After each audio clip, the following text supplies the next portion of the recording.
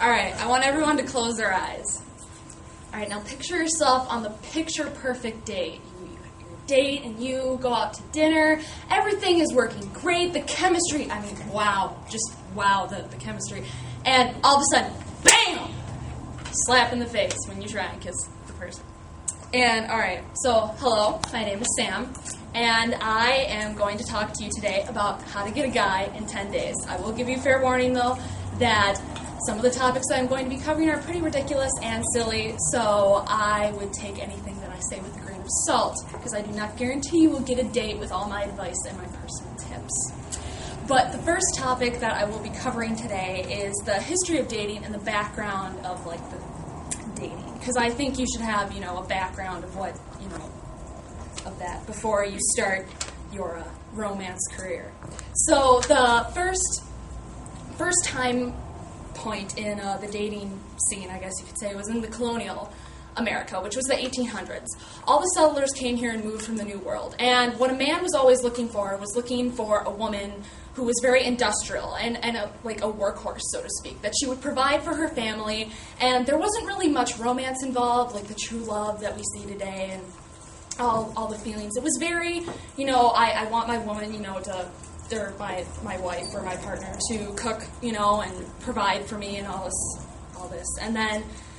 And then we jump to the 1950s. And the 1950s, that was when the romance started to play in, and it was a big factor in the dating scene. And that was when courtships started to appear in this time period. And courtships, from what because people in this time period use, courtships and dating, the words interchangeably, but they mean two separate things.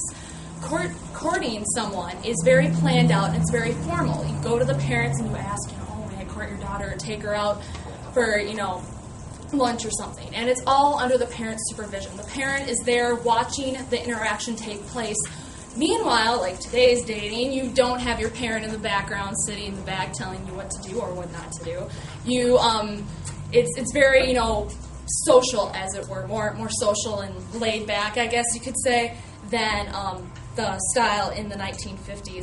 And then in the 1960s came the feminist movement and the birth control pill. This started a lot of more sexual relationships, as you could probably imagine, and a lot more of the social dating came into play. And also the dating game, the show, started to come out. And this was very revolutionary for the time because many women, never got to, actually have a choice, so to speak. But I do confess I watched The Bachelorette. And you can't help it but say, oh, this woman should pick this guy. I mean, he's so great. Compared to this guy, no. She shouldn't choose him. But so that was where women got a lot of more, freedom, so to speak, to choose who they wanted to choose, and for that kind of thing. And then in the 1990s brought around internet dating, which is your eHarmonies, your Match.coms, and all your other internet dating sites. And these internet dating sites brought about a lot of conflict, because the positives were that, you could meet the person beforehand, you could say, talk to the person about, what you liked about each other, or if you had the same horoscopes, or if your horoscopes were compatible, or something like that.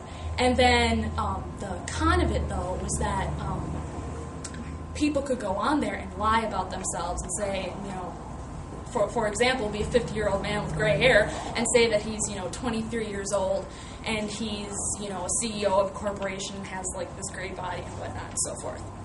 And so now I'm going to go on to my personal tips and personal advice about dating. And the two personal advice and tips that I have is to make jokes. Making jokes is the best way to break the ice, right? You make a funny joke or you make a really lame joke and the person laughs, ha, you're so funny, and it's, the icebreaker. And I do have a bit of my own jokes. I mean, they usually, get a laugh, or they don't. But making jokes is a great way to break the ice and really get to know the person. And so here are a few of my favorites. All right. Why is 6 afraid of 7? Because it ate 9 and 10. And then another one that I really do like. What's the similarities, or what's the similarities between a chicken and a grape? Well, they're both purple except for the chicken. So those are my two jokes that I have. And then also, you always hear about the endearing pickup lines, the line that you can drop to any guy or any girl, and they're totally fall all over you and think they're great and wonderful. And they're also like the icebreaker. And I think, I've used a few pickup lines. It hasn't worked out too well, but it always works. So here are another few of my pickup lines. How come I know all the digits of pi, but not the 7 digits of your phone number? Your homepage or mine? Or always the classic one. You must be Windows 95 because you've got me so unstable. And then on to my third point is how to get ready for a date. So you've met this person, you're getting ready for a date, and you have all these dating coaches telling you all these different things. But you know what? You can just stick to 3 simple things. And these are my 3 simple things. Wear a lot of bling. Wear a lot of jewelry, a lot of necklaces. Wear everything you can possibly wear. And why? Well, because it shows a sign of wealth. I mean, come on. Like, if you have all this stuff, you must have bought it from somewhere, right? So you must be really rich and expensive, And it shows that I said it's a sign of wealth, and also the guy will be like, dang, girl, you got some bling going on. so that's one way to do it. And then also is wear a lot of perfume. Now, a lot of doctors say, the whole pheromones thing, and you spray perfume, you mess it all up, and all this physical attraction stuff. Doctors are totally wrong. Perfume is the way to go. Just take a whole thing, dump it all over you. You smell great. They can smell you from 10 feet away. That's the way to do it. You walk in and immediately the guy looks at you and be like, oh, there she is. She can smell you halfway across the room. And also, it's a great way to cover a body over. Just a little side note. Totally works. And the other thing too is that they always say, oh, you need to look great. You need to find an outfit that fits you well and really sexy, and it's a very empowering outfit.